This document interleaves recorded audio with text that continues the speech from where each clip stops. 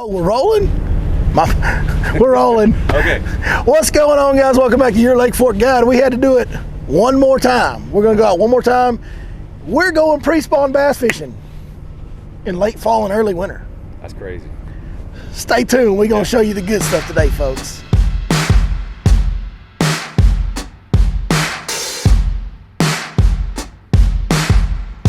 It's a big one. Come here, baby.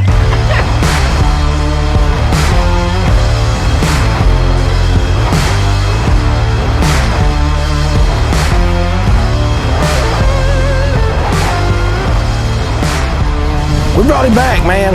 One more time. One more time. One more time. We had to bring my man David back because the reality is I don't know where the next time I'm going to get to link up with this fella is. It may be a while after this because we're about to start chasing basketballs around gyms with my kids and Christmas time with the families. And oh, yeah. You know how all that goes, so I don't know if we'll get another day for a little while. So pre-spawn bass fishing in last couple days, November, early December. That's not what the book says. Yeah. Right? But see, we got these things out in East Texas, and you can hear it over there. You can't see it right now, but we can hear it over there. There's a power plant on this lake. Oh, yeah. We're here at Martin Creek today. Yeah. And what happens at these power plants, they run that water through there, cycle that water, it cools that plant down, but it dumps out heated water in the lake, and it elevates the temperature, water temperature in the lake. And I'm not getting a water temperature reading just yet, but we'll get one here in a minute. Man, these fish spawn in the coldest time of year.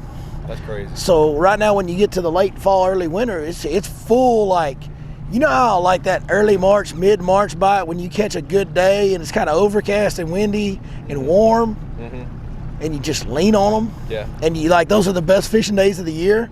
That's what happens right now when we're cooling off. Instead of warming up, when we're trending cooler, these fish go into pre-spawn mode. They get shallow, they get around grass. As you can see behind us, there's lily pads everywhere. This lake does have hydrilla coontail. It's got all kinds of different grasses in it. Or at least has the last couple of years now. Dave, I will say one thing I noticed when we got here this morning.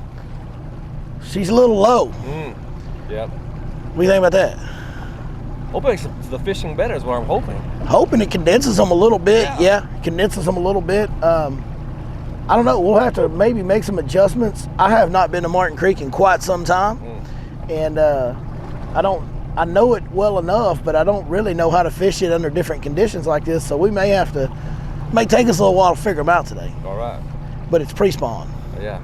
Even though it's not supposed to be pre-spawn. If you like pre-spawn bass fishing, pretty sure if you like bass fishing, you probably like pre-spawn bass fishing. Yeah, all right. If you do, you might want to try out a heated water lake in December because it's amazing. That's right. And it was last week, so we're doing it again this week. One more time. This will be the last one from one of these hot water lakes for a little while, but or at least I think it will. That's the plan anyway. But we're gonna try and do it to them today, man. Let's do it. It should be a drop the hammer day. I'm pretty fired up, man. Me too. All right, let's get it. So we were planning on going and fishing some grass lines out here, going looking for some grass or whatever, but lake is low. Fish can sometimes pull out deeper, and we actually just, as we idled out this morning, stumbled into this gym right here. As you can see right here on a point, Phil, came over here. There's a point right behind us over my shoulder here. Right here at the south of the lake. And that sucker is wadded up, as you can see, with fish right there. A bunch of fish. You can fish up here higher. There's fish all over this point. I'll show you my map. We marked quite a few right there on that old point, so I think we might need to pause. Yeah, let's do it. Sounds good. There's like 85 of them down there. Yeah. So if those are bass and we can get them to bite, we might not need to go find too much grass today. We might just do this point thing.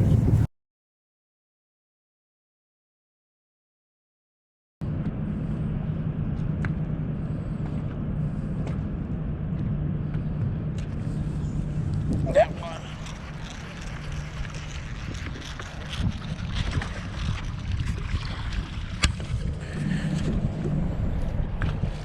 How about that? Stringed that dude right out of there, didn't you?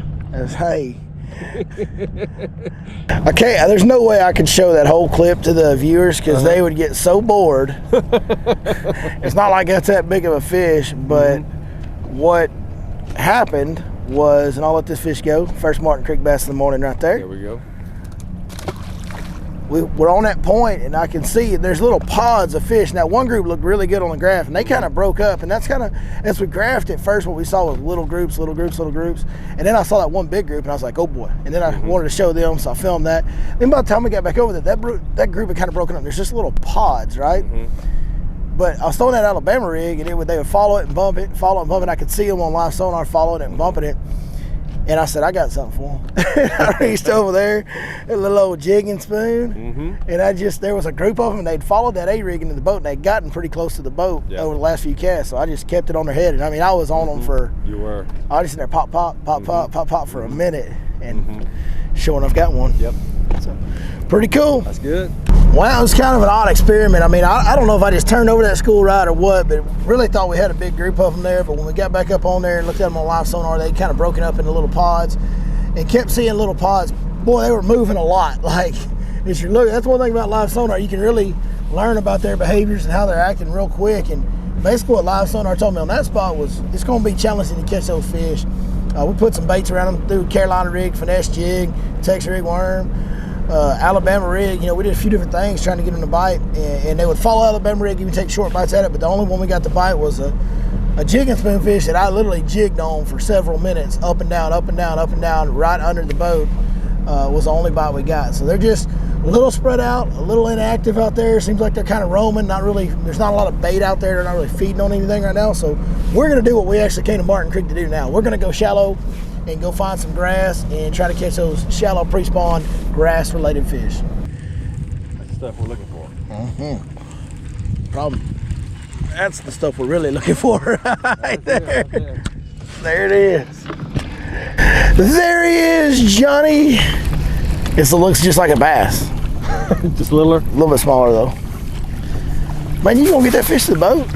I'm letting him ski, man. He's enjoying it. He's just like, that's like surfing or skiing. He kind of gave up on you, didn't he, Dave? He did. I was trying to take it easy on him, yeah. Little joker. I'm going to see if he's got a brother in there while you show that thing off. Swim jig. Swim jig. First, no, that's second cast, wasn't it? Yeah, first cast you caught a piece of hydrilla. Second cast you caught a Martin Creek bass. Pretty fish, though. Why didn't we just come straight to this grass? 2 casts and we got one. We wasted all that time over on them offshore fish. Yeah, here it is. Cool. Look how dark that fish is. Yeah, buddy. Beautiful fish. Buddy. Living in all that. Oh, it was grass. I thought it was a fish for a second.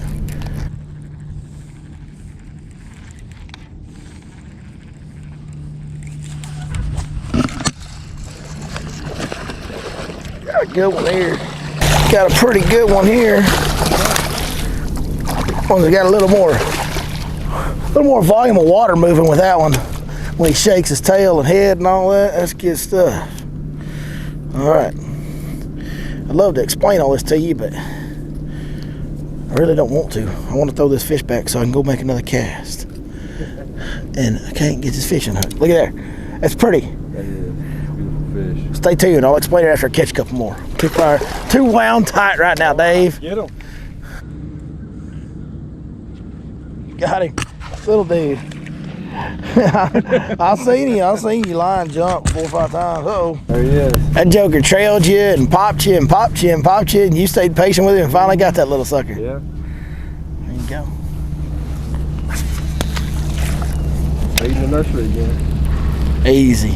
We're staying out of that nursery stuff today now. Don't put that evil on me, Ricky Bobby. One right there. Giant. Another one of those huge ones. Giant. Ooh, look at him fight. Oh, he's strong. He is. Oh, he's a big boy. He put his big boy britches on this morning. Hey.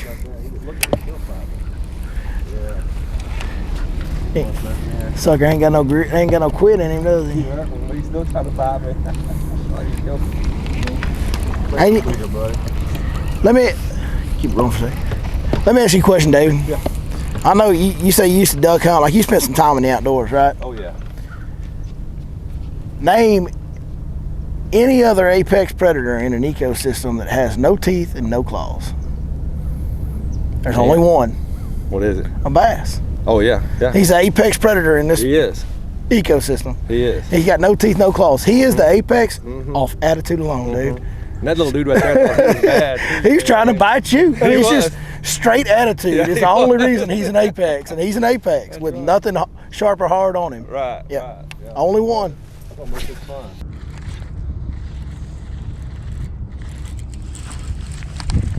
Giant. Giant. Need some help with that? Oh, got him in the boat. All right. That's how we do that.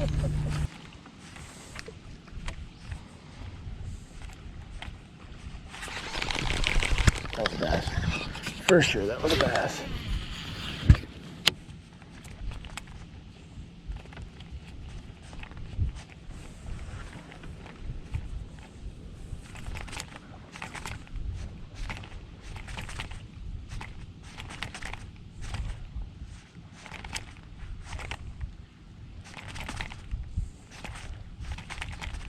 See where my frog is? See, throw that swim jig right over there. Yeah. That was 100% a bass. Blowing up right there.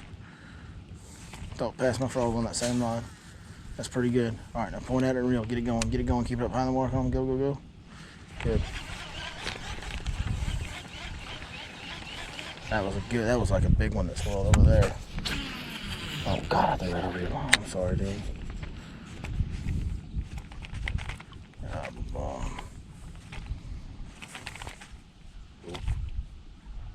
Get him? No. I was messing up. Oh, good too. Big one. Come on.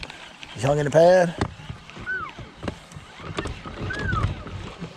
Huh?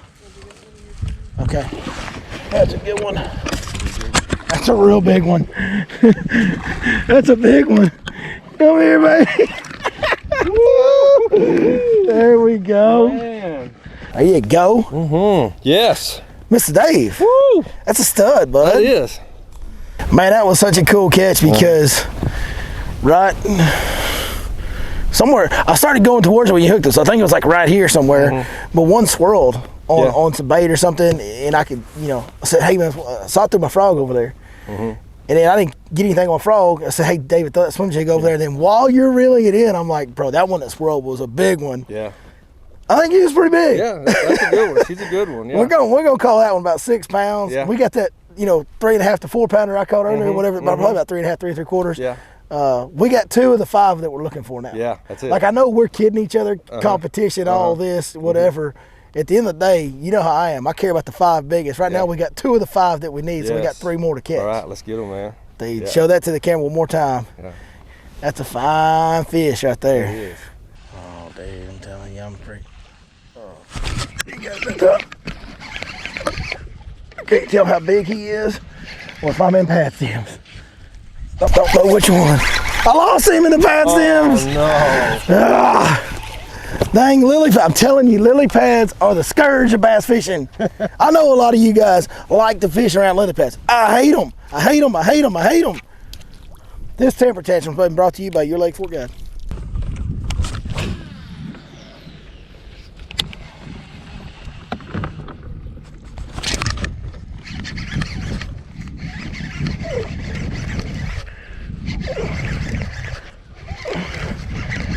That's a pretty good one. Another pretty good one. Solid. Nice. That one will count towards the best 5, Dave. Yes, it will. Oh, feisty. Fired up. Angry. He's fiery. It's a good looking fish. Got some funk on him right there. It's all right.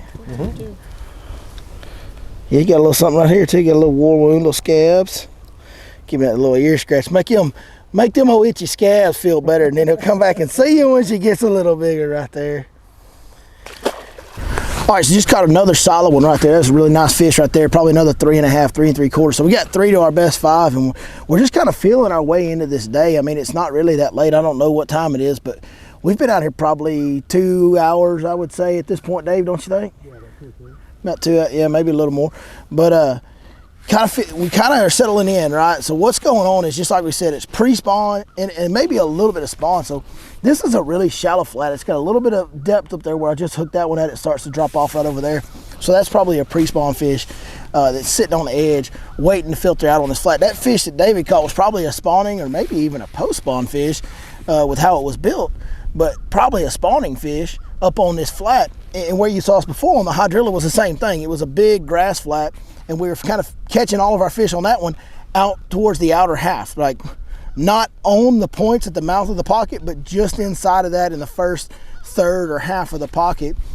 Guys, that's traditional pre-spawn. That's textbook pre-spawn. Those fish are kind of hanging out, and it really, once you dial that in, now for the rest of the day, we should be able to run around and hit stuff at the mouths of these spawning areas and right where the depth changes are at these spawning areas, and catch these pre-spawn staging fish around vegetation. That first pocket, it was hydrilla. This pocket, it's mostly pad stems. There's a little bit of other vegetation mixed in. But man, this is a good one. We've caught two and lost one. All three of them were pretty good in here, you know, so it's been good. Now I want to show you guys something that happened on my swim jig right there. I don't know if this camera will pick this up or not, but right there, that tip rolled just a little bit. Like basically the very point of the hook bent that way when I caught that fish. Now that's a problem. That's gonna dull the heck out of your hook. You're gonna miss some fish, and if you don't get the hook in them good fishing this heavy junk, you're gonna lose every one of them. So I like to keep, this is a hook sharpening rod. It's just like a knife sharpening rod or whatever you can buy. I mean, they make it for, you know, kitchen knives and outdoor cooking utensils and stuff like that. But I keep one of these in the boat, and I've had it in here for, it's got a little rust on it. I've had this thing in here for 10 or 15 years now in all my different boats. But if you'll take that, this is the best tool I found for sharpening hooks in the boat, and just take and run it up the shank of the hook. It's a little bit awkward with the weed guard on the jigs, but on any kind of a hook you want, and if it's a treble hook, you can get down here where it's real small and do it like this on a treble hook. You can get real fine with it. It works for any size hook that you want to use. And basically what's going to happen is that little rolled part is going to straighten back out for me, and it will not be crooked anymore. Hit the inside a couple times, and what you want is for David to catch a fish behind me. You got a big one, Dave? Keep him up on them pads. You're going to have to reel fast as you can in this stuff. Try to keep him getting hung up.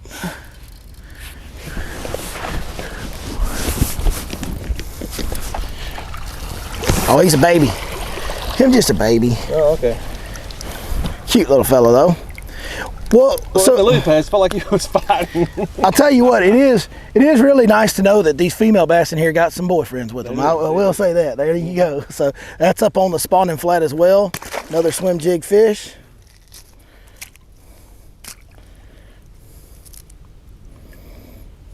You're good to go. But anyway, you just take that. But anyway, you just take that little filing deal, that filing rod, and just run it up the shank of the hook on all sides, and it'll sharpen it real quick, and it'll straight, even on something that's bad and damaging. When you roll the barb on a hook, man, it's like pretty much that hook's ruined if you don't straighten that barb out. But if you'll look now, clean junk off from my hands on there, if you look at the barb of that hook now, it is straight as it can be now. There's no kink in it whatsoever. And what's more important is when I go like this with my finger, see how I grab my skin right there? See that? When I rub my finger over it, if it don't grab my skin, it's not sharp enough. This hook, and there's a little skin I left on there. This hook is now sharp enough, and I can now feel confident that I will penetrate a fish, even if I stick them in the bone or whatever, and get them caught. So, good little tool to keep. Unfortunately, I've been rolling a lot of hooks lately on some of these baits, but when you got this, it doesn't matter. You can fix it. Little bitty.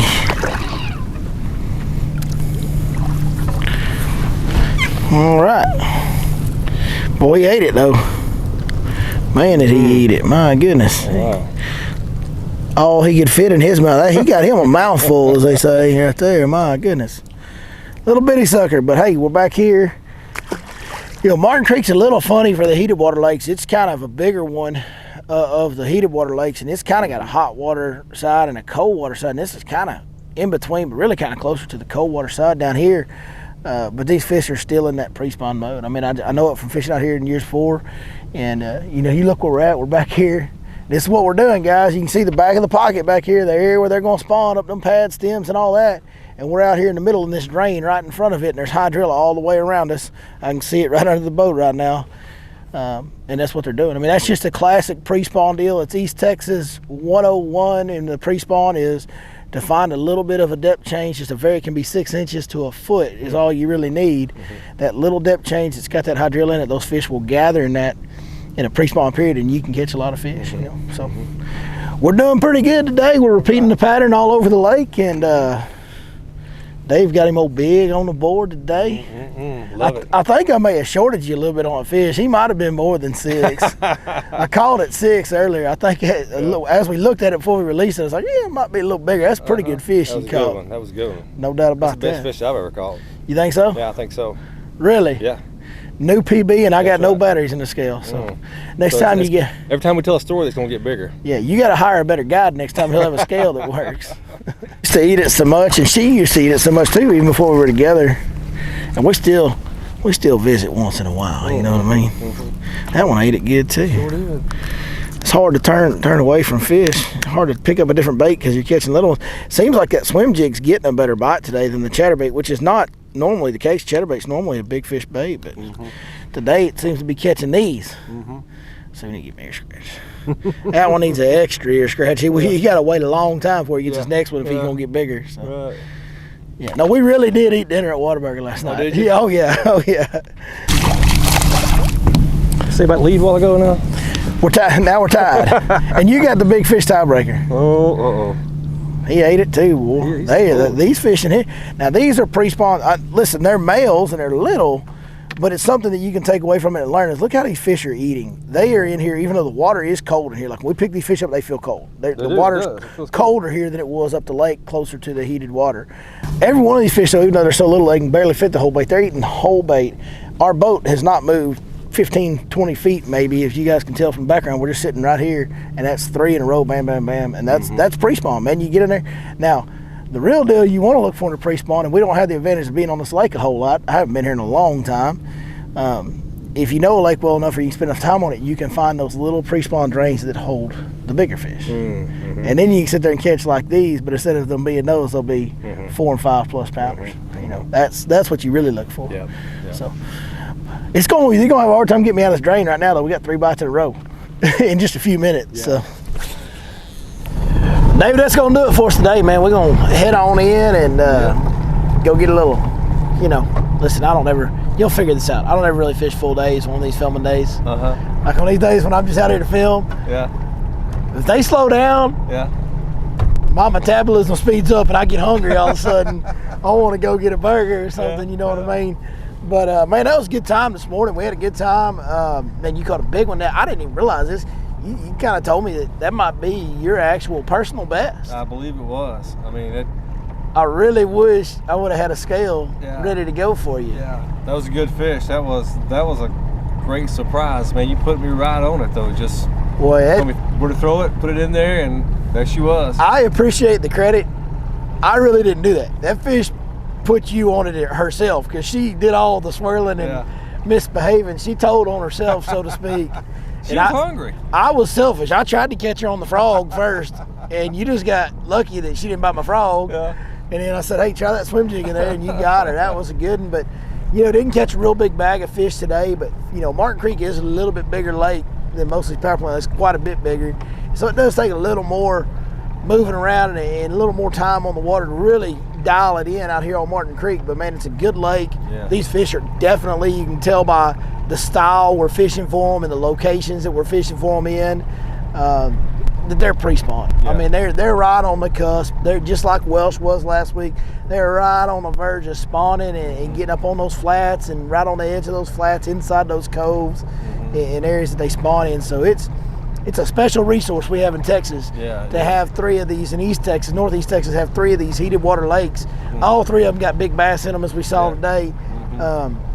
Or like the one we saw today, and all 3 of them fish amazing, like springtime. It's December, but it's like March under the water here, This is, you fished out here before though, right? Yeah. I've been here several times. Yeah, it's a pretty neat deal we can do out here in the wintertime, isn't it? It is. It's great. Yeah. Yeah. Well, man, I appreciate you joining me as always, David. I really do. I enjoy fishing with you, brother. I don't know how often we'll get to do it until after springtime, honestly, from now on, just because of our schedules and my schedule and your schedule. But, man, thank you, brother. Yeah, thank you for having me. Really enjoyed it, Billy. Yes, sir. Thank you guys so much for watching. As always, by the way, if you want to know the exact areas to target on Welsh and Martin Creek or Brandy Branch this time of year when they're pre-spawn, be sure to check out the Fish Life app, go to the Power Plant Lakes Premium package, and those spots get updated every single month, and they're going to have all those fresh updates. Everywhere that we caught fish today, that's going to be on the app by tomorrow when I go update it tonight. So you guys be sure to check that out. Fish Life app, spelled with a Y, L-Y-F-E. We link that in the description. Appreciate you guys watching as always, and we'll see you next time right here on your Lake Fork Guide. Dave, you like how I'm doing my Lee Livesey voice? Like I stayed in character all day. You like did that? Good, man. That was awesome how you did that. I've been imitating Lee. I'm hoarse today. I've been imitating Lee Livesey all day. I don't think it worked. You caught the big fish. Oh. If I'm imitating Lee, I should be catching bigger fish, I think. I got gypped on this deal, man.